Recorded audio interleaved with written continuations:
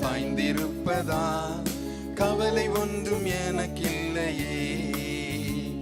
என் தேவைகள் எல்லாம் அவர் பார்த்து கொள்வதா, நான் அவருக்குள்ளே மகிழ்ந்திருப்பேனே. அவர் வார்த்தையின் மேலே நான் சாய்ந்திருப்பதா, கவலை ஒன்றும் எனக்கில்லையே. என் தேவைகள் எல்லாம் அவர் பார்த்து கொள்வதா, நான் கர்த்தருக்குள் மகிழ்ந்திருப்பேனே. யெகோவா ஈரே எந்தன் தேவன், தேவைகள் யாவும் சந்திப்பீரே. யெகோவா ரஃபா எந்தன் தேவன், என்னாலும் சுகம் தருவீரே. யெகோவா ஈரே எந்தன் தேவன், தேவைகள் யாவும் சந்திப்பீரே. யெகோவா ரஃபா எந்தன் தேவன், என்னாலும் சுகம் தருவீரே.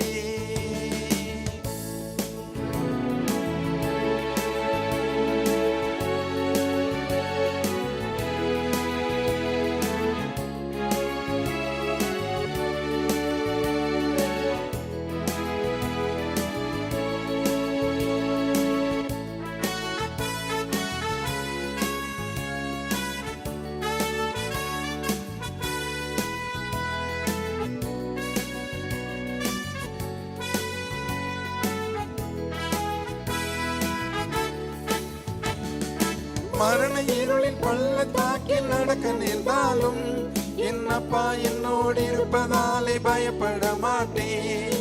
மரண இருளின் பள்ளத்தாக்கில் நடக்க நேர்ந்தாலும் என் அப்பா என்னோடு இருப்பதாலே பயப்பட மாட்டேன். எனக்கு விரோதமாய் ஆயிரங்களும் 10,000 எழுந்தாலும் அஞ்சிட மாட்டேன்.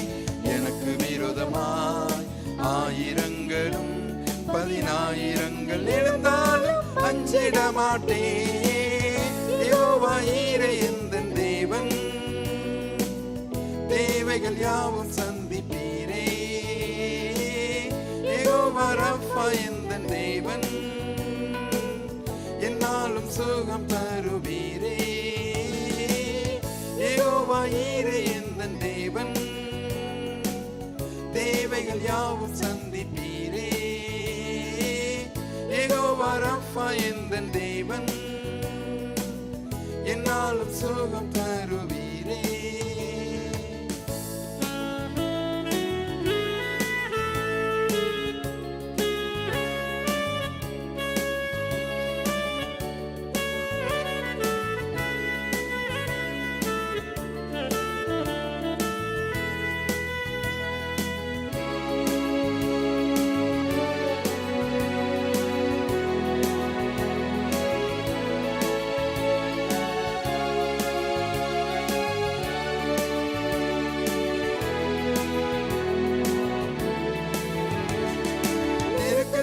கர்த்தரை நோக்கி கதறி கூப்பிட்டேன், என்னை விசாலத்தில் கொண்டு வந்து மீட்டு கொண்டாரே. நெருக்கத்திலே கர்த்தரை நோக்கி கதறி கூப்பிட்டேன், என்னை விசாலத்தில் கொண்டு வந்து மீட்டு கொண்டாரே. என் பட்சத்தில் கர்த்தர் இருப்பதினாலே ஒருபோதும் நான் அசைக்கப்படுவதில்லையே. என் பக்கத்தில் கர்த்தர் இருப்பதினாலே ஒருபோதும் நான் அசைக்கப்படுவதில்லையே. யெகோவா ஈரே எந்தன் தேவன், தேவைகள் யாவும் சந்திப்பீரே. யெகோவா ரஃபா எந்தன் தேவன், என்னாலும் சுகம் தருவீரே. யெகோவா ஈரே எந்தன் தேவன், தேவைகள் யாவும் சந்திப்பீரே. யெகோவா ரஃபா எந்தன் தேவன், என்னாலும் சுகம் தருவீரே. அவர் தோள்களின் மேலே நான் சாய்ந்திருப்பதா, கவலை ஒன்றும் எனக்கில்லையே. என் தேவைகள் எல்லாம் அவர் பார்த்து கொள்வதா, நான் அவருக்குள்ளே மகிழ்ந்திருப்பேனே. அவர் வார்த்தையின் மேலே நான் சார்ந்திருப்பதா, கவலை ஒன்றும் எனக்கு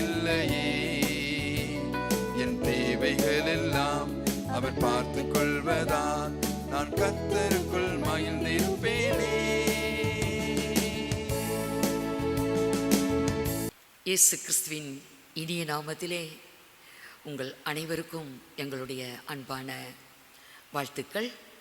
தேவனாகிய கர்த்தர் உங்கள் அனைவரையும் ஆசீர்வதிப்பாராக. கர்த்தருக்கே மகிமை உண்டாகட்டும். லூக்கா சுவிசேஷம் 24 அதிகாரம் 13வது வசனத்திலிருந்து 16வது வசனம் வரை வாசிக்க கேட்கலாம். அன்றைய தினமே அவர்களில் 2 பேர் எருசலேமுக்கு 7 அல்லது 8 மைல் தூரமான எம்மாவு என்னும் கிராமத்துக்கு போனார்கள். போகையில் இந்த வர்த்தமானங்கள் யாவையும் குறித்து அவர்கள் ஒருவரோடொருவர் பேசிக்கொண்டார்கள். இப்படி அவர்கள் பேசி சம்பாஷித்து கொண்டிருக்கையில் இயேசு தாமே சேர்ந்து அவர்களுடனே கூட நடந்து போனார். ஆனாலும் அவரை அறியாதபடிக்கு அவர்களுடைய கண்கள் மறைக்கப்பட்டிருந்தது. கர்த்தருக்கு மகிமை உண்டாகட்டும். தீர்க்கதரிசிகள் கர்த்தருடைய உயிர்த்தெழுதலை குறித்து, பாடு மரணம் உயிர்த்தெழுதலை குறித்து முன் உரைத்திருந்தார்கள். அவர்கள் முன் உரைத்தபடியே ஆண்டவராகிய இயேசு கிறிஸ்து 3ஆம் நாள் உயிர்த்தெழுந்தார். அவர் உயிர்த்தெழுந்து மரியாளுக்கு முதலா தரிசனம் கொடுத்தார். அவள் மூலம்தான் கர்த்தருடைய உயிர்த்தெழுதலின் நற்செய்தி அப்போஸ்தலர்களுக்கு கொடுக்கப்பட்டது. ஆனால் அவர்கள் அதை நம்பவில்லை. அந்த சீஷர்களில் 2 தான் எருசலேமிலிருந்து இப்பொழுது எம்மாவூருக்கு அவங்க பிரயாணமாக போகிறாங்க. அப்படி அவர்கள் நடந்து போகையில் இந்த வர்த்தமானங்களை குறித்து அவர்கள் சம்பாஷித்து கொண்டு போகிறாங்க. 3வது ஆளாக ஆண்டவராகிய இயேசு கிறிஸ்து அவர்களோடு கூட செல்லுகிறார். அவர்களுடைய முகம் துக்க முகமாய் அவர்கள் சம்பாஷித்து கொண்டு போகிற காரியங்களை அவர் கவனித்து அவர்களிடத்தில் கேட்கிறார். நீங்கள் துக்க முகமுள்ளவர்களாய் நீங்கள் சம்பாஷிக்கிற இந்த காரியம் என்ன என்று ஆண்டவர் அவர்களை விசாரிக்கிறார். அவரோடு கூட இருந்தவங்க தான். ஆனால் உயிர்த்தெழுந்த இயேசுவை அவர்களால் அடையாளம் கண்டு கொள்ள முடியலை. ஏனென்றால் அவர்களுடைய கண்கள் மறைக்கப்பட்டிருந்தது என்று இங்கே சொல்லப்பட்டிருக்கிறது. கர்த்தர் அவர்களிடத்தில் கேட்கும்போது அவங்க கேட்குறாங்க, நீர் என்ன அந்நியரா? இந்த விஷயம் எல்லாருக்கும் தெரியும், உங்களுக்கு ஏன் தெரியல? அது என்ன காரியம் என்று அறியாதவரை போல அவர்களிடத்திலே ஆண்டவர் விசாரித்தார். அப்பொழுதுதான் இவங்க சொல்லுவாங்க, ஆண்டவராகிய இயேசு கிறிஸ்து அவர் வாக்கிலும் செய்கையிலும் வல்லமையுள்ள ஒரு தீர்க்கதரிசியாய் இருந்தார். அவர் இஸ்ரவேலை ரோமர்கள் கையிலிருந்து விடுவித்து ரட்சித்து அரசாளுவார் என்று எல்லாரும் எதிர்பார்த்தோம். ஆனால் அப்படி நடைபெறவில்லை. அவரை கொலை செய்து விட்டார்கள், அடக்கம் செய்யப்பட்டார். இப்பொழுது உயிர்த்தெழுந்தார் என்று எங்களோடு கூட இருக்கிற ஸ்திரீகள் சொல்லுறாங்க. அதை எங்களால் நம்ப முடியவில்லை என்று அவங்க தங்களுடைய காரியங்களை அப்படியே சொல்லுறாங்க. இதை கேட்ட இயேசு அவர்களுக்கு நிரூபித்து காண்பித்திருக்கலாம். பாருங்க, நான் தான் இயேசு கிறிஸ்து, என்னுடைய கரங்களை பாருங்கள், என் கால்களை பாருங்கள், என் விலாவை பாருங்கள் என்று காண்பித்திருந்தால் சீஷர்கள் மிகவும் சந்தோஷப்பட்டு இருப்பாங்க. ஆனால் அவர் தமது காயங்களை அவர்களுக்கு அவர் காட்டலை. அதற்கு பதிலாக அவர் வேத வாக்கியங்களை அவர்களுக்கு விளக்கி காண்பிக்கிறார். நம்ம லூக்கா சுவிசேஷம் 24, 25 27 வரைக்கும் வாசிக்கும் போது வாசிங்க.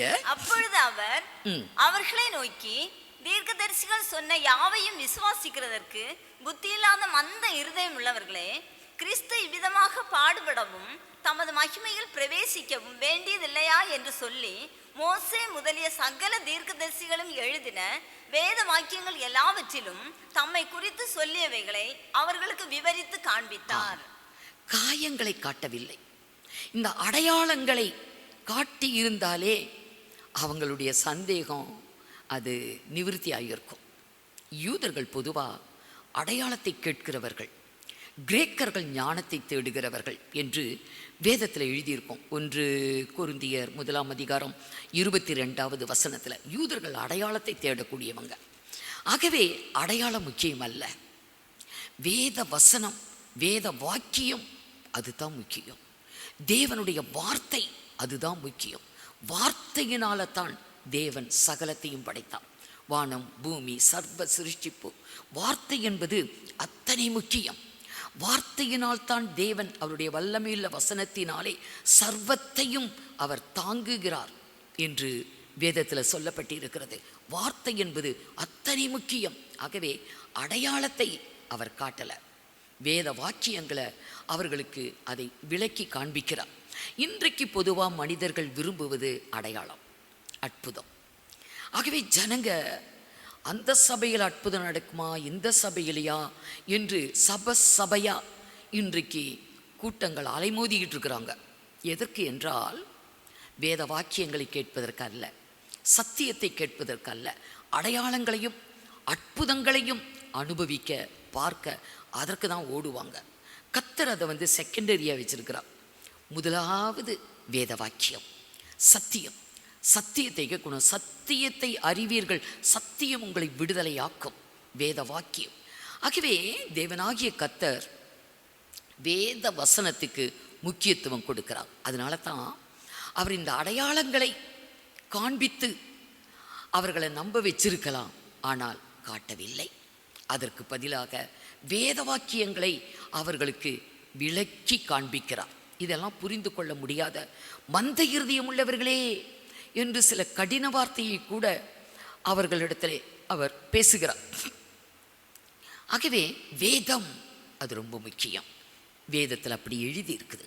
ஏசாயா 42:21 கர்த்தர் தமது நீதியின் நிமித்தம், கர்த்தர் தமது நீதியின் நிமித்தம் அவன் மேல் பிரியம் வைத்திருந்தார். அவர் வேதத்தை முக்கியப்படுத்தி அதை மகிமையுள்ளதாக்குவார். வேதத்துக்கு முக்கியத்துவம், வேதம் தான் முக்கியம். ஆகவே தேவ சமூகத்தில் வரும் பொழுது வேத வாக்கியங்களை நம்ம கேட்கறதுல ரொம்ப நம்ம ஈடுபாடாக இருக்கணும். கேட்பதற்கு தீவிரம், வேத வாக்கியங்களை கேட்பதற்கு நம்ம எப்பயுமே தீவிரமாக வாஞ்சி உள்ளவர்களா காணப்பட வேண்டும். வேதத்தை அவர் முக்கியப்படுத்தி இருக்கிறார், அது ரொம்ப முக்கியம். ஏனென்றால் சங்கீதக்காரன் கூட சங்கீதத்தில் எழுதுவார். 138 சங்கீதம் 2வது பார்க்கும் பொழுது, உமது சகல பிரஸ்தாபத்தை பார்க்கிலும் உமது வார்த்தையை நீர் மகிமைப்படுத்தி இருக்கிறீர். அவருடைய சகல பிரஸ்தாபம், ஆண்டவருடைய பிரஸ்தாபங்கள், அவரை குறித்த புகழ்ச்சி, மேன்மை, அந்த உன்னதம், அவருடைய சகல பிரஸ்தாபத்தை பார்க்கிலும் உமது வார்த்தையை நீர் மகிமைப்படுத்தி இருக்கிறீர். வார்த்தைக்கு தான் முக்கியத்துவம். அதனால தான் வேதத்தை அவர் முக்கியப்படுத்தி இருக்கிறார். வேத வசனங்கள் நமது காது கொடுத்து கேட்கும்போது அது எத்தனை ஆசீர்வாதங்கள் நம்முடைய வாழ்வுக்கு, நம்முடைய ஆவிக்கு, ஆத்துமாவுக்கு, சரீரத்திற்கு, இந்த உலக வாழ்வுக்கு, நித்திய வாழ்வுக்கு, எல்லாத்துக்கும் பிரயோஜனமானது தேவனுடைய வேத வாக்கியம். ஒரு மனிதனுடைய வாழ்வில் இருளை அகற்றி அந்தகாரத்தை நீக்கி அவனுடைய வாழ்வில் ஒரு ஒளியை பிரகாசிக்க பண்ணுகிறது தேவனுடைய வேத வாக்கியம். அதனால தான் வேதம் அது ஒரு வெளிச்சம். அதை வெளிச்சமாக, அதை ஒரு பிரகாசமாக நம்முடைய வாழ்க்கையில் கட்டளையிட்டிருக்கிறார். ஒரு மனிதனுடைய வாழ்க்கையில் அதில் ஒரு பெரிய வெளிச்சம் கிடைக்கும். நாம் இந்த பூமியில் வெளிச்சத்தின் பிள்ளைகளாக, பகலின் பிள்ளைகளாக நாம் இந்த பூமியில் நம்ம அதனால் வாழ முடியும். ஏனென்றால் நீதிமொழிகளில் சொல்லப்பட்டு இருக்கிறது.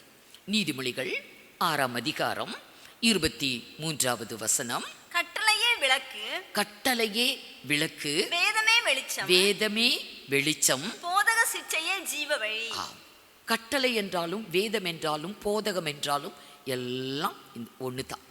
இன்றைக்கு கட்டளை தேவனுடைய வார்த்தைகள் அது விளக்கு, வேதம் அது நமக்கு வெளிச்சம், போதகம் அது நமக்கு போதக சிற்சை நமக்கு ஜீவ வழியா ஜீவ வழி. ஆகவே வேதத்தை கேட்பதில் நம்ம ஆர்வத்தையும் வாஞ்சியும் நம்ம காண்பிக்கணும். தினந்தோறும் வாசிங்க. இதை வாசிக்கும் பொழுது நீயும் உன் பிள்ளைகளும் கர்த்தர் கொடுத்த இந்த தேசத்திலே நீடித்து நீங்க வாழ்வீர்கள் என்று சொல்லுகிறார். ஆகவே இந்த வேத வாக்கியம் என்பது அத்தனை முக்கியம். தேவனாகிய கர்த்தர் நம்ம கையில கொடுத்திருக்கிறார். உயிர்த்தெழுந்து விட்டேன் என்று இப்பொழுது நிரூபிச்சிருக்கலாம் கர்த்தர். அவருடைய கையையும் காலையும் காமிச்சு பாருங்க, உயிர்த்தெழுந்து விட்டேன். சீசர்கள் ரொம்ப சந்தோஷப்பட்டிருப்பாங்க. ஆனால் அவர் அந்த அடையாளத்தை எல்லாம் ஒன்றும் முக்கியத்துவமாக கொடுத்து அதை காட்டில வேத வாக்கியங்களை சொல்லுகிறார்.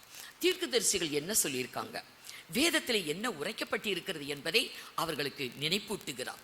ஏனென்றால் வேதம் நம்முடைய வாழ்வுக்கு அது விளக்கு, அது வெளிச்சம். ஏனென்றால் ஞானி எழுதுவார், நீதிமொழிகள் 6ஆம் அதிகாரம் 23வது வசனத்துல கட்டளையே விளக்கு, வேதமே வெளிச்சம், போதக சிற்றையே ஜீவ வழி. கட்டளை என்றாலும் வேதம் என்றாலும் போதகம் என்றாலும் எல்லாம் ஒண்ணுதான். இந்த கர்த்தருடைய வேத புத்தகம் தான். கட்டளையே நம்முடைய வாழ்வுக்கு என்னவா? வாசிங்க. கட்டளையே விளக்கு, கட்டளையே விளக்கு, வேதமே வெளிச்சம், வேதம் வெளிச்சம். வேத வாக்கியத்தை கேட்க கேட்க கேட்க நம்முடைய வாழ்க்கையில ஒரு வெளிச்சம் உதிக்கும். நம்ம வெளிச்சத்தின் பிள்ளைகளாய், பகலின் பிள்ளைகளாய் நம்ம மாறுவோம். தேவனாகிய கர்த்தர் நமக்கு இதுலதான் வெளிச்சத்தை வைத்திருக்கிறார். ஏசாயா சொல்லுவார், 51ஆம் அதிகாரம் 4வது வசனம். ஏசாயா, என் ஜனங்களே எனக்கு செவி கொடுங்கள், என் ஜாதியாரே வார்த்தையை கவனியுங்கள். வேதம் என்னிலிருந்து வெளிப்படும், வேதம், இந்த வேத வாக்கியம் என்னிலிருந்து வெளிப்படும். என் பிரமாணத்தை ஜனங்களின் வெளிச்சமாக ஸ்தாபிப்பேன். ஆம், பிரமாணம், வேதம், வசனம், வார்த்தை எல்லாம் ஒண்ணுதான். என் பிரமாணத்தை, இந்த வேதத்தை ஜனங்களுக்கு வெளிச்சமாக நான் ஸ்தாபித்தேன். புதிய ஏற்பாட்டுல பேதுரு சொல்லுவாரு, இந்த விடிவெள்ளி நட்சத்திரம் உங்கள் இருதயத்திலே உதிக்கும் அளவும் இருளுள்ள ஸ்தலத்திலே பிரகாசிக்கிற விளக்கை போன்ற இவ்வசனத்தை கவனித்திருப்பது நலமானது. வேத வாக்கியங்களை நம்ம கவனிக்க கவனிக்க விடிவெள்ளி நட்சத்திரம் நம்முடைய உள்ளத்துல உதிக்குமா? எது விடிவெள்ளி நட்சத்திரம்? விடிவெள்ளி நட்சத்திரம்னா என்ன? கிறிஸ்மஸ் டைமில் எல்லாம் வீட்டில் மாட்டுவோமே, அதுதான் விடிவெள்ளி நட்சத்திரமா? எது விடிவெள்ளி நட்சத்திரம்? வெளிப்படுத்தல் கடைசி அதிகாரத்துல ஆண்டவராகிய இயேசு சாட்சி கொடுப்பார், நானே விடிவெள்ளி நட்சத்திரம். வாசிங்க. சபைகளில் இவைகளை உங்களுக்கு சாட்சியாக அறிவிக்கும்படிக்கு இயேசுவாகிய நான் என் தூதரை அனுப்பினேன். நான் தாவீதின் வேரும் சந்ததியும் பிரகாசமுள்ள விடிவெள்ளி நட்சத்திரம் ஆண்டவராகிய இயேசு. அதைத்தான் பேதுரு இங்கே எழுதுகிறார். விடிவெள்ளி நட்சத்திரம் உங்கள் உள்ளத்தில் உதிக்கும் அளவும் இருளுள்ள ஸ்தலத்தில் பிரகாசிக்கிற விளக்கை போன்ற வசனத்தை கவனிங்க, வார்த்தையை கவனிங்க. ஏனென்றால் இதை கவனிக்க கவனிக்க நமக்கு என்ன தெரியுமா ஆசீர்வாதம் வரும்? வேதத்தை குறித்த ஒரு நல்ல நாலேஜ் கிடைக்கும், வேத அறிவு கிடைக்கும் அப்படின்னு மட்டும் நினைக்காதீங்க. வேத வாக்கியங்களை காது கொடுத்து கேட்கும்போது அதனால வரக்கூடிய நன்மைகள் என்ன தெரியுங்களா? நீதிமொழிகள் 4ஆம் அதிகாரம் 20வது வசனத்திலிருந்து 22 வரைக்கும் வாசிங்க. என் மகனே வார்த்தைகளை கவனி. கவனி. தேவ சமூகத்துல வந்தா கவனம் எங்கேயும் போகக்கூடாது, பின்னால திரும்பக்கூடாது, பக்கத்தில் இருக்கிறவங்க பேசக்கூடாது, கவனிக்கணும். கர்த்தருடைய வேத வாக்கியம் எனக்கு தேவன் என்ன கொடுக்கிறார் அதை கவனிக்கணும். என் மகனே, என் மகளே, என் வேத வாக்கியங்களை கவனி. என் வசனங்களுக்கு உன் செவியை சாய். இந்த வார்த்தைகளுக்கு உன்னுடைய செவியை சாய். அவைகள் உன் கண்களை விட்டு பிரியாதிருப்பதாக. இது கண்ணை விட்டு பிரியக்கூடாது. இங்க கேட்டுட்டு போறது மட்டும் இல்ல, வீட்லயும் போய் நம்ம வேதத்தை திறந்து பார்க்கணும். நம்முடைய கண்களை விட்டு வேத வாக்கியத்தை பிரிக்க கூடாது. அவைகளை உன் இருதயத்துக்குள்ளே காத்துக்கொள். அதை இருதயத்துக்குள்ளேயும் காத்துக்கொள்ளணும். மனதில் இருக்கணும் வேத வாக்கியங்கள். உன் இருதயத்திலே காத்துக்கொள், அவைகளை கண்டுபிடிக்கிறவர்களுக்கு அவைகள் ஜீவனும். இதுதான் நம்முடைய வாழ்வுக்கு ஜீவன்.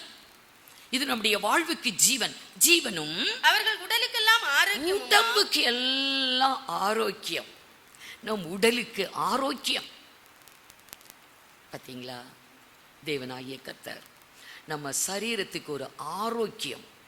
இன்னைக்கு ஒரு ஆரோக்கியத்தை பெறுவதற்கு சரீரத்திலே நோய்கள் பலவீனங்கள் தோன்றும் பொழுது நாம் ஒரு விடுதலை பெறுவதற்கு எத்தனை லட்சமான பணங்களை செலவிடுறோம். அங்கே போகிறோம் கிடைக்கல, இங்கே போனால் கிடைக்கல, அந்த ஹாஸ்பிட்டல் இந்த ஹாஸ்பிட்டல், அந்த டாக்டர் இந்த டாக்டர்னு எங்கெங்கேயோ போய் உள்ள பணத்தை எல்லாம் இன்றைக்கு மனிதர்கள் செலவிட்டும் சுகம் கிடைக்காமல் இருக்கிறவங்க எத்தனை பேர். இங்கே வேத வாக்கியத்தில் வேத வாக்கியம் சொல்லப்பட்டு இருக்கிறது, என் மகனே என் மகளே என் வேத வாக்கியத்தை கவனி. அது உன் கண்ணை விட்டு பிரியக்கூடாது. உன் இருதயத்தில் அதை காத்துக்கொள். அது உனக்கு ஜீவன், உன் உடலுக்கெல்லாம் ஆரோக்கியம்.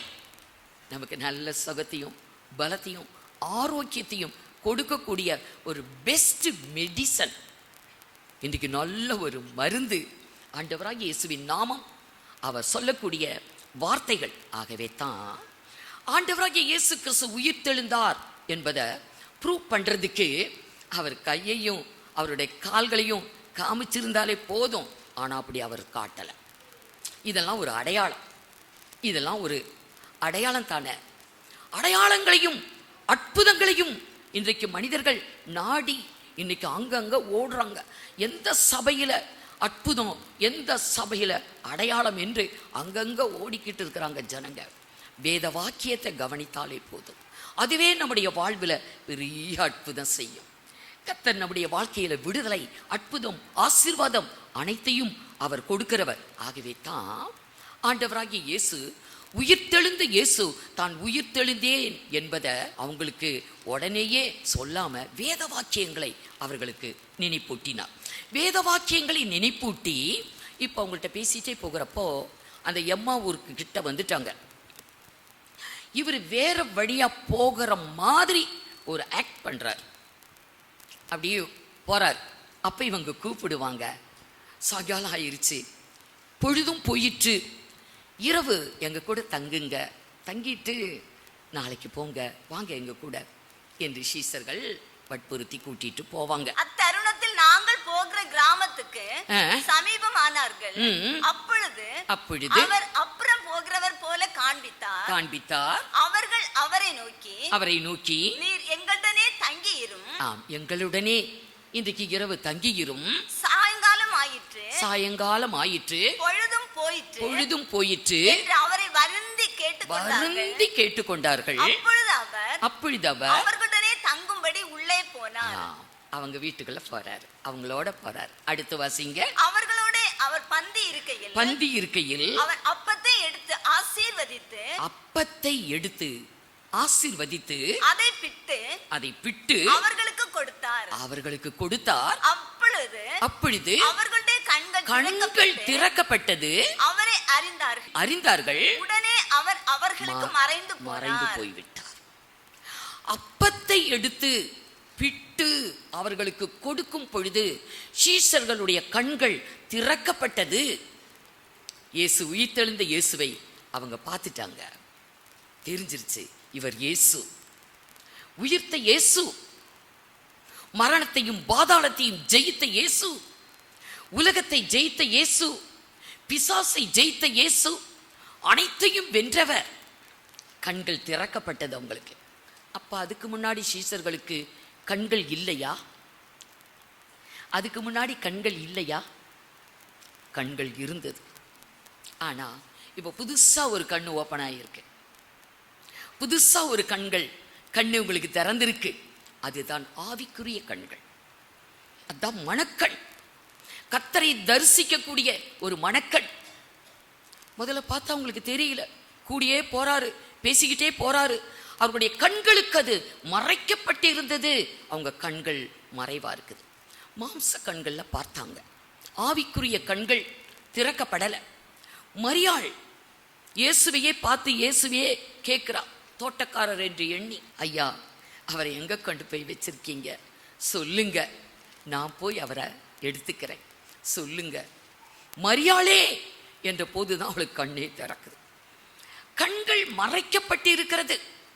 இப்போ ஒரு புது கண், ஆவிக்குரிய ஒரு கண் அங்கு அவங்களுக்கு திறக்கப்படுது. கர்த்தரை தரிசிக்கிறாங்க. மரியாள் தரிசித்தான், சீஷர்களும் அறிந்தார்கள். அப்போஸ்தலனாகிய பவுல் அதைத்தான் சபைக்கு சொல்லுகிறார். தேவ ஜனங்களுக்கு இந்த மாம்ச கண்ணு 2 இருந்தா போதாது. இதுல உலகத்தை பார்க்கிறோம், மனுஷரை பார்க்கிறோம், படத்தை பார்க்கிறோம், ஆடம்பரத்தை பார்க்கிறோம், அழகை பார்க்கிறோம், எதையோ பார்த்து ஆசைப்பட்டு அதற்காக ஓடிக்கொண்டு இருக்கிறோம், பிரயாசப்படுகிறோம். ஆவிக்குரிய கண்கள் இன்றைக்கு அடைக்கப்பட்டு இருக்கிறது. இல்ல திறந்திருந்தாலும் பிரகாசம் இல்லை, மங்கி போய் இருக்குது. ஆகவே சபைக்காக பவுல் ஜெபிக்கிறார். உங்களுக்கு மனக்கண்கள் ஒரு பிரகாசமுள்ள கண்களாய் உங்களுக்கு இருக்க வேண்டும் என்று கர்த்தரிடத்தில் நான் உங்களுக்காக வேண்டிக்கிறேன். இந்த மாம்ச கண்களுக்காக அல்ல, மனக்கண்கள், ஆவிக்குரிய கண்கள். ஆம் அருமையானவர்களே, கர்த்தரை தரிசிக்க இந்த கண்ணுல பார்க்க முடியாது.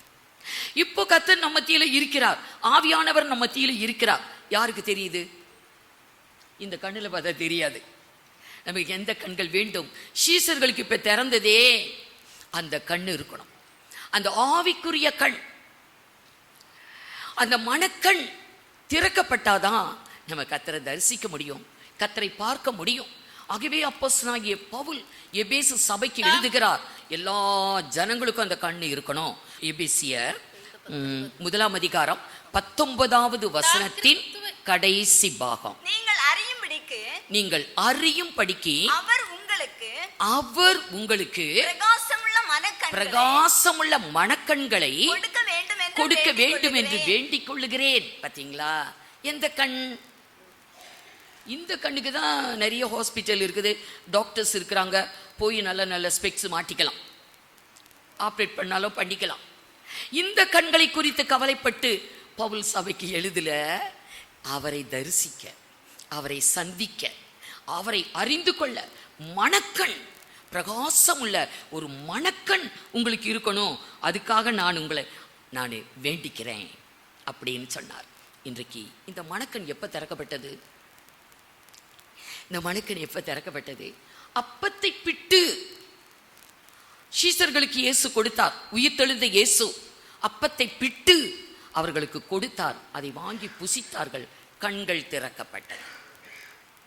இது போல ஒரு சம்பவம் இதற்கு முன் எங்கே நடந்தது? இங்க சொல்லுங்க பார்க்கலாம். கண்கள் திறக்கப்பட்ட ஒரு சம்பவம், கண்கள் திறக்கப்பட்ட ஒரு சம்பவம் எங்க? ஏதேனில், ஏதேன் தோட்டத்துல கண்கள் திறக்கப்பட்டது இல்லையா? ஏதேன் தோட்டத்துல தான் முதல்ல கண்ணே திறக்கப்பட்டது. அது எந்த கண்ணு? அது எந்த கண்ணு? ஏன் ஆதாமுக்கும் ஏவாளுக்கும் கண்கள் இல்லையா? தேவன் கண்களை படைக்கவில்லையா? ஆதியாகமம் 3 அதிகாரம் முதல் 3 வசனங்களை கர்த்தர் உண்டாக்கின சகல காட்டு ஜீவன்களை பார்க்கிலும் சர்ப்பமானது தந்திரம் உள்ளதா இருந்தது. அது ஸ்திரீயை நோக்கி, நீங்கள் தோட்டத்தில் உள்ள சகல விருட்சங்களின் கனியையும் புசிக்க வேண்டாம் என்று தேவன் சொன்னது உண்டோ என்றது. ஸ்திரீ சர்ப்பத்தை பார்த்து, நாங்கள் தோட்டத்தில் உள்ள விருட்சங்களின் கனிகளை புசிக்கலாம், ஆனாலும் தோட்டத்தின் நடுவில் இருக்கிற விருட்சத்தின் கனியை குறித்து தேவன் நீங்கள் சாகாதபடிக்கு அதை புசிக்கவும் அதை தொடவும் வேண்டாம் என்று சொல்லி இருக்கிறார் என்றார். இவருக்கு நல்லா கர்த்தருடைய கட்டளை தெரிந்திருக்குது. தோட்டத்தின் நடுவே இருக்கிற அந்த விருட்சத்தின் கனியை தொடக்கூடாது, அதை புசிக்க கூடாது, பறிக்க கூடாது, சாப்பிடக்கூடாது. ஆதாமுக்கு தேவன் சொன்ன கட்டளை ஏவாள் நன்றா அறிந்திருக்கிறார். ஆம், தேவன் அப்படி சொல்லி இருக்கிறார். அதை புசிக்கும் நாளில் சாகவே சாவாய், செத்துருவோம் அப்படின்னு சொல்லி இருக்கிறார். உடனே சாத்தான் சொன்னான். சாத்தான் எப்பவுமே எதிராக தான் பேசுவான், எதிராக தான் செயல்படுவான். அதுக்கு சாத்தான் என்ன சொன்னான்? சர்ப்பம் ஸ்திரீயை நோக்கி, நீங்கள் சாகவே நீங்க அந்த கனியை புசிக்கும் நாளில் சாகவே சாக மாட்டீங்க. உங்களுடைய கண்கள் திறக்கப்படும், நீங்கள் தேவர்களைப் போல இருப்பீர்கள் என்று சொன்னான். உடனே ஸ்திரீ அந்த பழத்தை பார்த்தா. அது பார்வைக்கு எப்படி இருந்ததா? பார்வைக்கு இன்பம், புசிப்புக்கு நல்லது. அப்படியே சாப்பிட்டா அத்தனை டேஸ்ட். அதை பறித்தாள், புசித்தாள், ஆதாமுக்கும் கொடுத்தாள். நடந்தது என்ன? 3ஆம் அதிகாரம் 7வது வசனம். அப்பொழுது அவர்கள் இருவருடைய கண்களும் திறக்கப்பட்டது. அவங்களுக்கு என்ன கண்ணு? அது வரைக்கும் கண்ணு இல்லையா? இப்ப என்ன கண்ணு திறந்துச்சு? அது வரைக்கும் இருந்தது அவர்களுக்கு ஆவிக்குரிய கண்கள் தான். ஏன்னா தேவன் தமது சாயலாக, தமது ரூபமாக, தம்மை போலவே மனிதனை படைத்தார். அவரை போலவே படைத்தார். ஆகவே அவருடைய கண்களைப் போல ஒரு மகிமையான ஒரு கண், அவரை காணக்கூடிய கண். அவரோடு கூட தோட்டத்தில் உலாவுறாங்க. அப்படிப்பட்ட ஒரு ஆவிக்குரிய கண் இந்த பழத்தை புசித்த உடனேயே அந்த கண் மறைந்து விட்டது. மாம்ச கண்ணு திறக்குது. மாம்ச கண்கள் திறந்தது. உலகத்தை பார்க்கிறாங்க, எல்லாத்தையும் பார்க்கிறாங்க. இப்போ கண்கள் திறக்கப்பட்ட உடனே அவன் சொன்னான், பாருங்க, இந்த கனியை புசித்தா நீங்க சாகவே சாக மாட்டீங்க, உங்கள் கண்கள் திறக்கப்படும், தேவர்களைப் போல இருப்பீர்கள். ஆனா இவங்க கண்ணு திறந்ததும் தங்களை பார்க்கிறாங்க. அவங்களுக்கு எப்படி தெரிஞ்சிச்சு? வாசிங்க 7. அப்பொழுது அவர்கள் இருவருடைய கண்களும் திறக்கப்பட்டது. அவர்கள் தாங்கள் நிர்வாணிகள் என்று அறிந்து. அதான் தேவர்களா? தேவர்களுடைய சாயல் அப்படிதான் இருக்குமா? தேவர்கள் இப்படிதான் வஸ்திரம் இல்லாம இருப்பாங்களா? சாத்தானுடைய தந்திரம் பார்த்தீங்களா? சாத்தானுடைய வஞ்சகத்தை பார்த்தீங்களா? தங்கள் நிர்வாணிகள் என்று அறிந்து. இப்போ அவங்களுக்கு ஒரு அறிவு வருது. தேவன் அவங்களுக்கு வஸ்திரம் கொடுத்திருந்தார். ஏன்னா அவர் எதை உடுத்தி இருந்தாரோ அந்த வஸ்திரம் தான் அவங்களுக்கு. இப்போ வஸ்திரம் போச்சு, கண்கள் போச்சு, அந்த வெளிச்சம் அவர்களை விட்டு எடுபட்டது. தேவன் எந்த ட்ரெஸ் போட்டிருப்பாரு? அந்த ட்ரெஸ் தான் அவங்களுக்கு கொடுத்திருந்தாரு. தேவன் உடுத்தின ட்ரெஸ் என்ன? 104 சங்கீதம் 104 முதல் 2 வசனம் வாசிங்க. முதல் 2 வசனம். என் ஆத்துமாவே கர்த்தரை ஸ்தோத்திரி. என் ஆத்துமாவே கர்த்தரை ஸ்தோத்திரி. என் தேவனாகிய கர்த்தாவே. என் தேவனாகிய கர்த்தாவே. நீர் மிகவும் பெரியவராய். நீர் மிகவும் பெரியவராய் இருக்கிறீர். மகிமையையும் மகத்துவத்தையும் அணிந்து அவர் அணிந்து கொண்டு இருந்தது, உடுத்தி கொண்டு இருந்தது, தரித்து கொண்டு இருந்தது எதுவா? மகிமை, மகத்துவம். அவர் அதைத்தான் அப்படியே அணிந்திருந்தார்.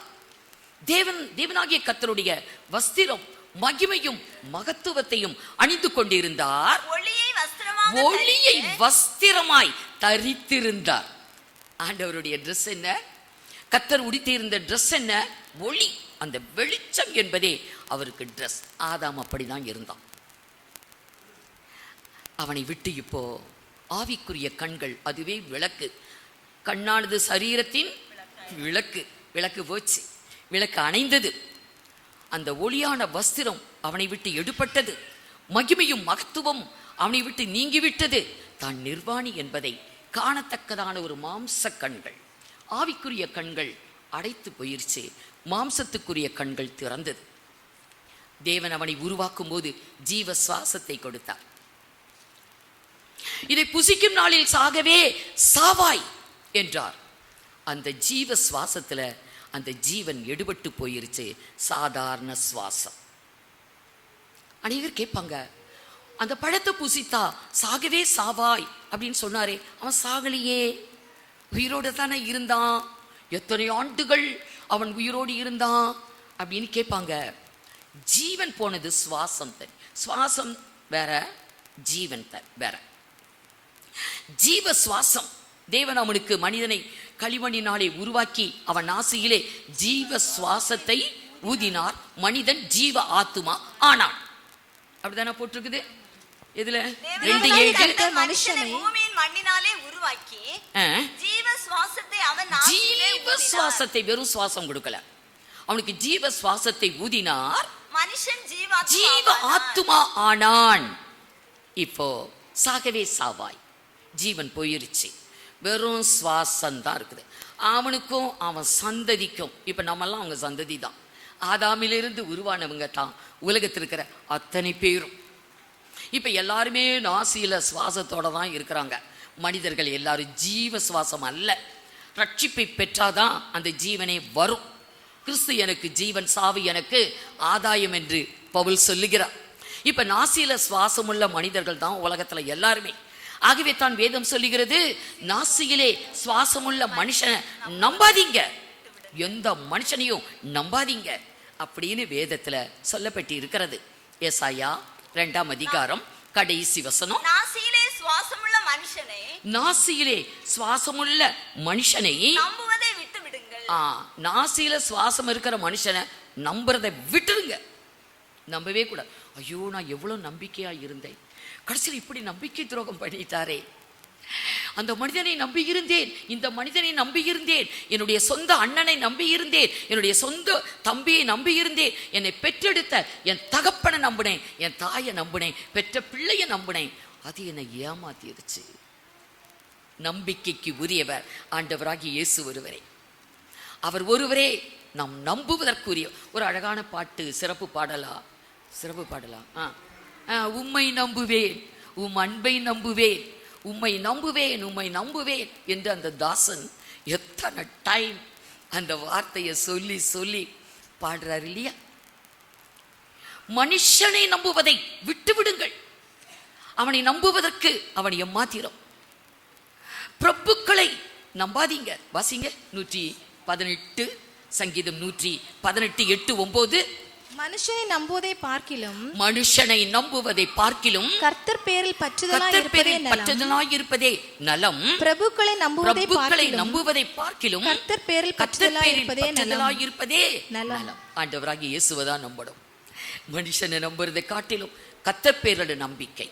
ஒரு பெரிய பிரபு, அவன் பெரிய பணக்காரன், அவன் நினைச்சா எதையுமே சாதிக்க முடியும், அவனை நான் நம்பி இருக்கிறேன் அல்ல. பிரபுக்களை நம்புவதை பார்க்கிலும் கர்த்தர் பேரில் பற்றுதலாய் இருப்பதே நலம். ஆகவே நாசியிலே சுவாசமுள்ள மனுஷனை நம்புறத நீங்க என்ன பண்ணுங்க, விட்டுருங்கன்னு சொன்னார்.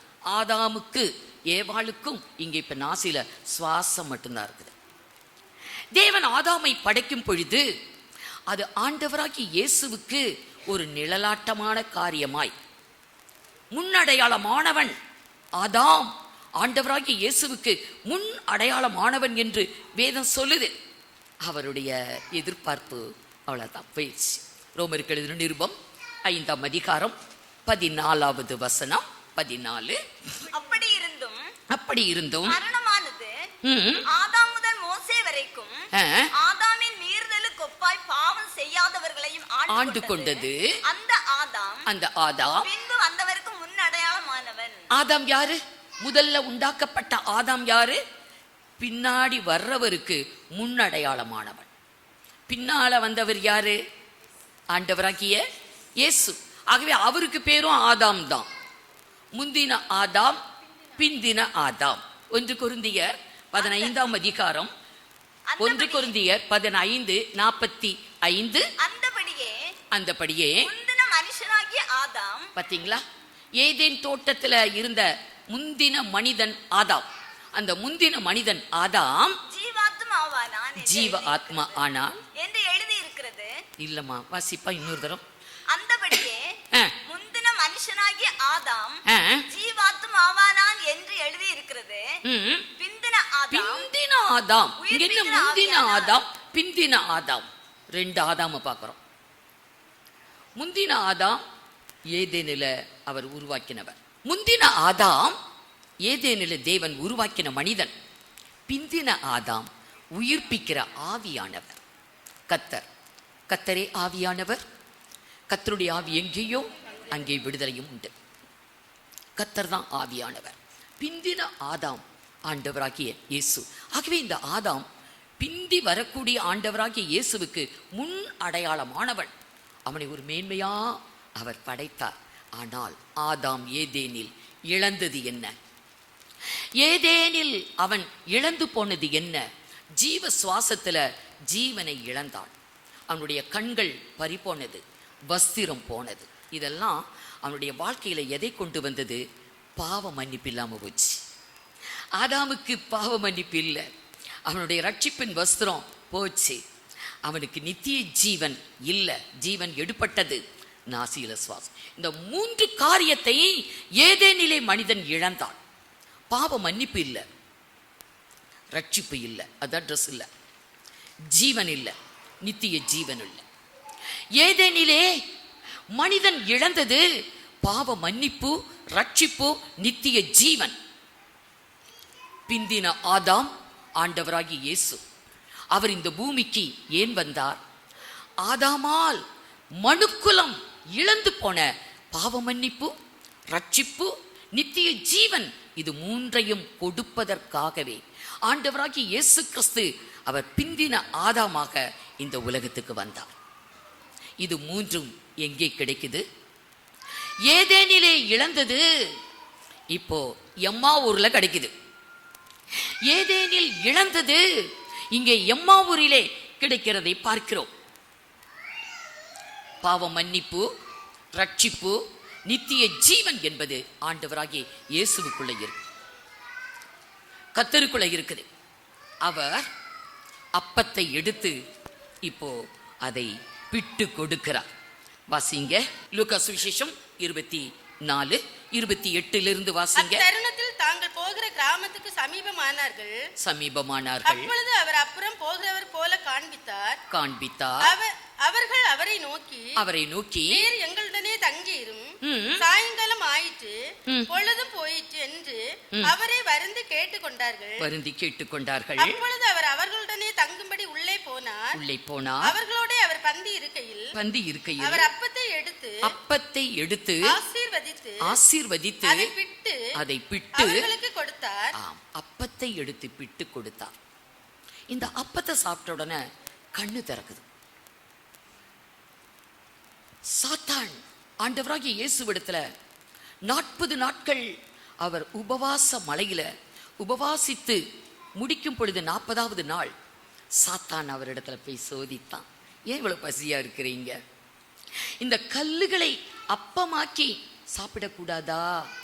உங்களால முடியுமே, நீங்க தான் தேவகுமாரனாச்சே, நீங்க நினைச்சா எதுவும் செய்ய முடியுமே, இந்த கல்லுகளை அப்பமாக்கி நீங்க சாப்பிட்டு பசியை ஆற்றிக்கொள்ளலாமே என்று சொன்னான். அவர் பிரதியுத்தரமாக மனுஷன் அப்பத்தினாலே மாத்திரம் அல்ல, தேவனுடைய வாயிலிருந்து புறப்படுகிற ஒவ்வொரு வார்த்தையாலும் பிழைப்பான். இங்கே அப்பம் மட்டும் இல்ல, தேவனுடைய வார்த்தை. தேவனுடைய வார்த்தை மனிதனுடைய பசியை ஆற்றும். ஆகவே அப்பம் என்பது தேவனுடைய வார்த்தை. அதனாலதான் கர்த்தர் சொன்னாரு, நானே ஜீவ அப்பம், நானே ஜீவ அப்பம் என்றார். ஆண்டவராகிய இயேசு ஜீவ அப்பம். அவர் வாயிலிருந்து புறப்பட்ட வார்த்தைகள் எல்லாமே ஜீவ அப்பம். கர்த்தருடைய வார்த்தையை கேட்கும் பொழுது அது நம்முடைய வாழ்வில் பசியை ஆற்றும். பசி என்பது சாப்பாட்டு பசி மட்டும் இல்லைங்க. நம்முடைய வாழ்வில் என்னெல்லாம் தேவையோ, ஒரு தேவையோடு வாழ்ந்து கொண்டிருக்கிறோம். சமாதானம் தேவை, சந்தோஷம் தேவை, ஆறுதல் தேவை, ஆரோக்கியம் தேவை, பணம் தேவை, பொருள் தேவை, பல தேவைகளோடு வாழலாம், தாகத்தோடு வாழலாம். அதுதான் பசி, தாகம், தேவைக்கு பெயர். மனிதன் அப்பத்தினாலே மாத்திரம் அல்ல, தேவனுடைய வாயிலிருந்து புறப்பட வார்த்தையாலும் பிழைப்பான். அவருடைய வார்த்தை நமக்கு ஜீவ அப்பம். இப்ப அவருடைய வார்த்தையாகிய அப்பத்தை சீஷர்கள் புசிக்கிறாங்க. அப்பத்தை புசித்த உடனே கண்கள் திறக்குது.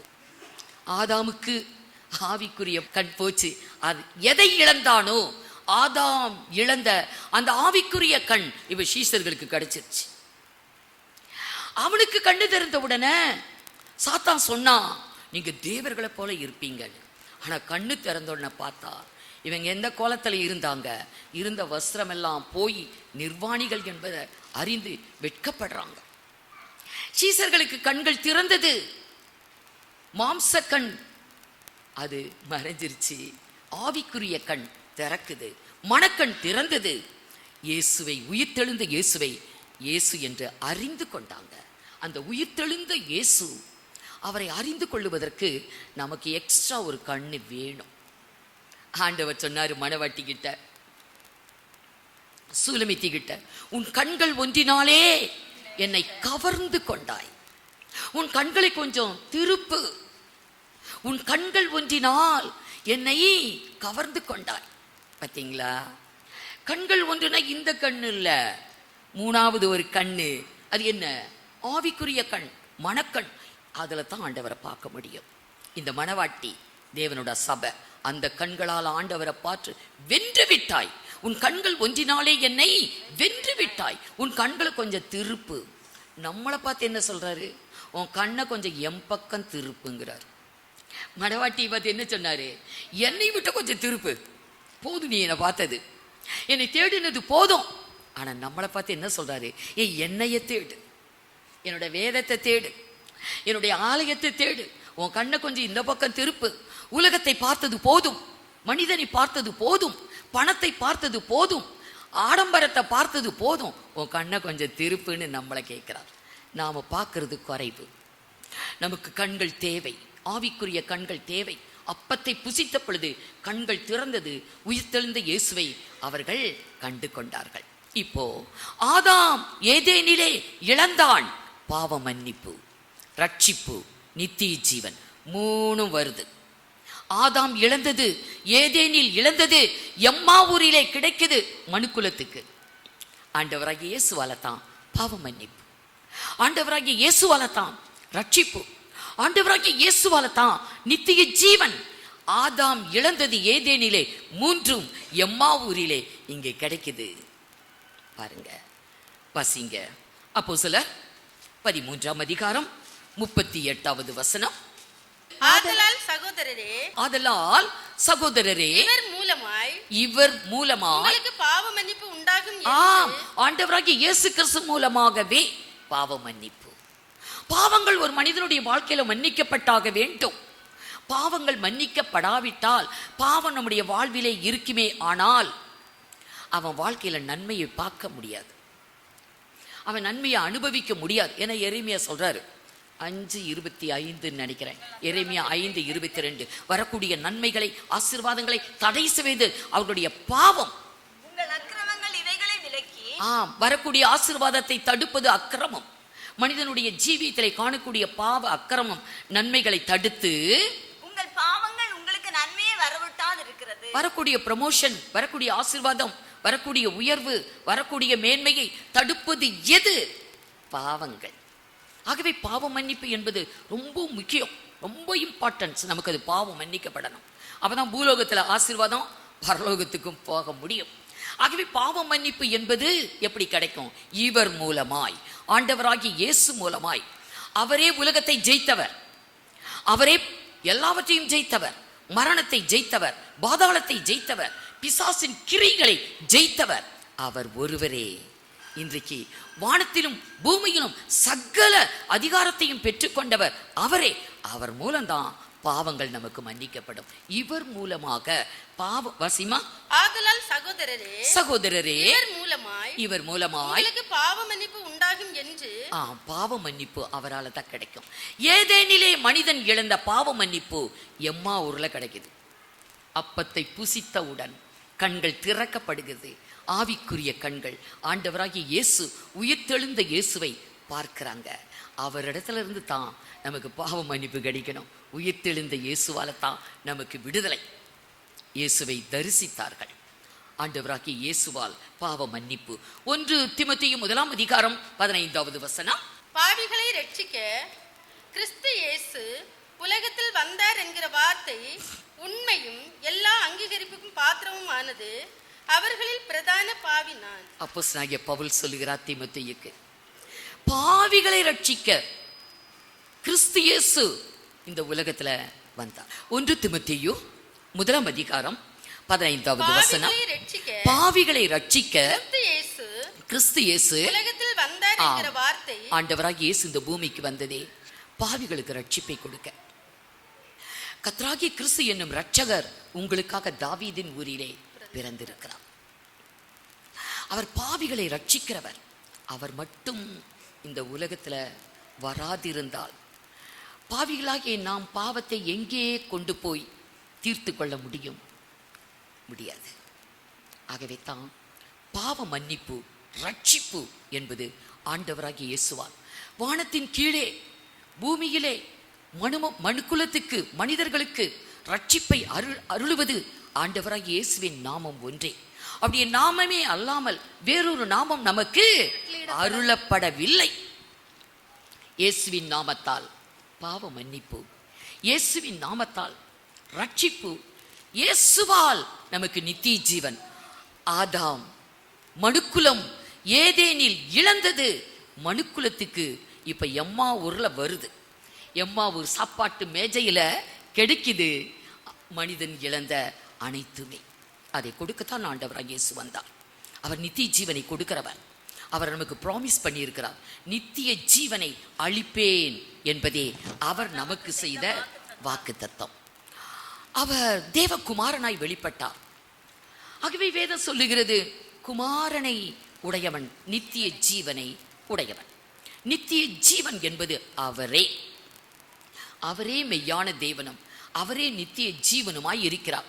அந்த குமாரனை யார் சொந்த இரட்சகராய் ஏற்றுக்கொண்டார்களோ, யாருக்குள்ள வந்திருக்கிறாரோ, அவர்கள் எல்லாரும் நித்திய ஜீவனை உடையவர்கள்.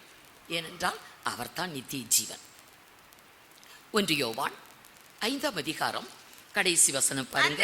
நாம் சத்தியம் உள்ளவரை அறிந்து கொள்வதற்கு, சத்தியம் உள்ளவரை நாம் அறிந்து கொள்வதற்கு குமாரன் வந்து நமக்கு புத்தியை தந்திருக்கிறார் என்றும் அறிவோம். அவருடைய குமாரனாகிய இயேசு கிறிஸ்து என்னப்பட்ட சத்தியம் உள்ளவருக்குள்ளும் இருக்கிறோம். இவரே மெய்யான தேவனும் நித்திய ஜீவனுமாய் இருக்கிறார். அவர்தான் நித்திய ஜீவன். அருமையானவர்களே, ஏதேனில் மனிதனை தேவன் உருவாக்கினது ஒரு மேன்மையான நோக்கத்துக்காக. கிறிஸ்துவுக்கு முன் அடையாளமாக அவனை ஆதாமை சிருஷ்டித்தார். ஆனா அவருடைய நோக்கம் அங்கே அடிபட்டு போனது. ஆகவே மனுக்குலம் அவன் மாத்திரம் அல்ல, பாவம் செய்யாதவர்களையும் ஆதாமின் பாவம் ஆண்டு கொண்டது என்று வேதத்துல சொல்லப்பட்டு இருக்கிறது. மனுக்குலம் அனைத்துமே அந்த ஜீவனை இழந்து வெறும் நாசில சுவாசமுள்ள மனிதர்களாய் மாறிவிட்டாங்க. எல்லாருக்குமே மாம்ச கண்கள் தான். ஆதாம் இழந்தது ஜீவனை, வசுரத்தை, அதாவது மனம் திரும்புதல், பாவ மன்னிப்பு, ரட்சிப்பு, நித்திய ஜீவன் எல்லாம் போச்சு. அழிவை கண்டான். மனுக்குலம் மீண்டும் அதை பெற்றுக்கொள்ள வேண்டும். தேவனுடைய அந்த அனாதி தீர்மானம், அவருடைய நோக்கம், அவருடைய பிளான் நிறைவேறணும். ஆகவே தேவனே மனிதனாக வந்தார். மனிதனாய் வெளிப்படுவதற்கு முன்னதாக ஒரு டெம்பரரி பாவ மன்னிப்பு, ஒரு டெம்பரரி ரட்சிப்பு அதை கொடுத்தார். அதுதான் பழைய ஏற்பாடு புதிய ஏற்பாடுன்னு பிரிச்சிருக்குது. அது நிரந்தரம் அல்ல. பழைய ஏற்பாட்டில் இருக்கிற பாவ மன்னிப்பு, ரட்சிப்பு நிரந்தரம் அல்ல. அதை சும்மா தற்காலிகமாக கொடுத்தார். தேவனே உலகத்துக்கு வந்து இயேசு என்ற பெயரில் மனுக்குலம் இழந்த அந்த ரட்சிப்பை கொடுக்குது. அவர் கொடுத்தார். ஏதேனில் மனிதன் இழந்தது எம்மா ஊரிலே கிடைக்கிறதை பார்க்கிறோம். ஆம், கர்த்தருடைய அன்பு, தேவனுடைய அன்பு மனுமக்கள் மீது எத்தனை எத்தனை! இவ்வளவாய் அன்பு கூர்ந்தார். எவ்வளவாய் அளவே இல்லை, அத்தனை அன்பு கூர்ந்தார். ஆகவே அவருடைய அன்புக்கு நாம் பாத்திரவான்களாக நம்ம காணப்பட வேண்டும். நமக்காக பாடுபட்டா, நமக்காக ரத்தம் சிந்தினா, நமக்காக ஜீவனை கொடுத்தா. அவருடைய அன்பு அளவில்லாத அன்பு. நம்ம பொருள்களை கொடுப்போம், கேட்குறவங்களுக்கு இலவசமாக கொடுக்கலாம், கடனாக கொடுப்போம். ஆனால் ஜீவனை கொடுப்போமா? கொடுப்பது அரிது. ஒரு நல்லவர்களுக்காக ஒரு மனிதன் ஜீவனை கொடுப்பான். ஆனா ஒரு பாவிக்கு யார் கொடுப்பா? நாம் அக்கிரமக்காரர்களாக பாவிகளாய் இருக்கையில் நமக்காக ஜீவனை கொடுத்து நமக்கு ரட்சிப்பு, பாவ மன்னிப்பு, நித்திய ஜீவனை கொடுத்தாரே. அவருடைய அன்பு எத்தனை அன்பு! அவருடைய அன்புக்கு நாம் பாத்திரவான்களாய் காணப்பட வேண்டும். நம்மை நாமே ஆராய்ந்து பார்ப்போம், நம்மை நாமே சோதித்து பார்ப்போம். தேவ சமூகத்தில் நம்மை ஒப்பு கொடுப்போம், ஜெபிப்போம். ஜெபம் செய்வோம். எங்களை அதிகமாய் நேசிக்கிற நல்ல ஆண்டவரே, இந்த நாளுக்காக உமக்கு நன்றி செலுத்துகிறோம் அப்பா. ஆண்டவரே, இந்த நேரத்திலும் கூட நீர் எங்களுக்கு அருளின வேதத்திலிருந்து வசனங்கள் மூலமாக ஆண்டவரே வசனங்களை தியானித்து சத்தியங்களை ஆண்டவரே அறிந்து கொள்ள நீர் கிருபை செய்து தயவுக்காக நன்றியோடு உம்மை ஸ்தோத்திரிக்கிறோம் அப்பா. ஆண்டவரே, உம்மை நாங்கள் தேட, உம்மை நாங்கள் அறிந்து கொள்ள, ஆண்டவரே உம்மை நாங்கள் தரிசிக்க எங்களுக்கு ஆவிக்குரிய கண்கள் தேவை என்று நாங்கள் பார்த்தோம் அப்பா. மாம்ச கண்களால் உம்மை தேடி அறிந்து கொள்ள முடியாத சூழ்நிலையில் இருக்கிறதையும் நாங்கள் இன்று உணர்ந்து கொண்டோம் கர்த்தாவே. தேவன் தம்முடைய ஒரே பேரான குமாரனை விசுவாசிக்கிறவன் எவனோ அவன் கெட்டு போகாமல் நித்திய ஜீவனை அடையும்படிக்கு இவ்வளவாய் நீர் ஆண்டவரே அவரை தந்தருளி உலகத்தில் அன்பு கூர்ந்தீர் என்று நாங்கள் பார்த்தோம் அப்பா. ஆண்டவரே உம்முடைய இரக்கம் பெரியது, கிருபை பெரியது கர்த்தாவே. நாங்கள் உலக பிரகாரமான காரியங்களை மட்டுமே நாங்கள் தேடி அலைந்து கொண்டு இருக்கிறோம் அப்பா. உம்முடைய வேதத்திற்கு முக்கியத்துவம் கொடுக்காமல், உம்மை தேடுவதற்கு நாங்கள் முக்கியத்துவம் கொடுக்காமல் ஆண்டவரே உலக காரியங்களையே குறித்து நாங்கள் சிந்தித்து கொண்டிருக்கிறோம், அதை தேடி ஓடிக்கொண்டிருக்கிறோம் கர்த்தாவே. உம்மை நாங்கள் கண்டுகொள்ள, உம்மை அறிந்து கொள்ள, உம்முடைய பாதத்தில் ஆண்டவரே அமர்ந்து உம்மை தரிசிக்க எங்களுக்கும் கர்த்தாவே ஆவிக்குரிய கண்களை கொடுக்க ஆண்டவரே நாங்கள் எங்களை தகுதிப்படுத்திக் கொள்ள எங்கள் ஒவ்வொருவருக்கும் கிருபை செய்யணுமாறு ஜெபிக்கிறோம் கர்த்தாவே. நாங்கள் வேதத்திலே வாசித்தோம் அப்பா, உங்கள் அக்கிரமங்களே நீங்கள் நன்மையை உங்களுக்கு வரவிட்டாதிருக்க ஆண்டவரே உங்கள் அக்கிரமங்கள் உங்களுக்கு தடுக்கிறது என்று பார்த்தோம் கர்த்தாவே. ஆண்டவரே நாங்கள் இந்த உலக பிரகாரமான காரியங்களிலிருந்து நாங்கள் விடுபட்டு ஆண்டவரே ஜீவனுள்ள உம்மை நாங்கள் ஒவ்வொரு நாளும் தேடி ஆண்டவரே உம்மை தரிசிக்க எங்கள் ஒவ்வொருவருக்கும் கிருபை செய்யுங்க ஆண்டவரே. ஒவ்வொரு நாளும் எங்களை காத்துக்கொள்ளுங்கப்பா. மீட்பர் இயேசுவின் மூலம் ஜெபிக்கிறோம் நல்ல பிதாவே, ஆமேன்.